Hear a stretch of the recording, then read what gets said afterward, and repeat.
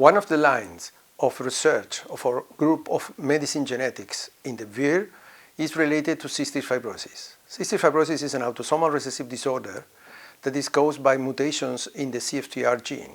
That gene has an important function in all epithelial cells of the organism. Between the different issues related with CF has an important manifestations in the respiratory system and gastrointestinal system.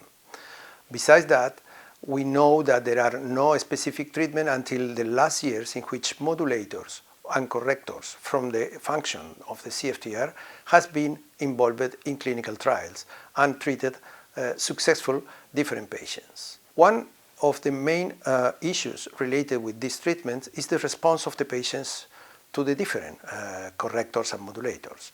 And of course, not all patients respond in the same way. Our study just reflects the alternatives to take nasal epithelial cells and cells from the intestine in order to check the possibility of response of the different treatments to these patients. That is a way in which we arrange a specific personalized treatment in order to see the different responses.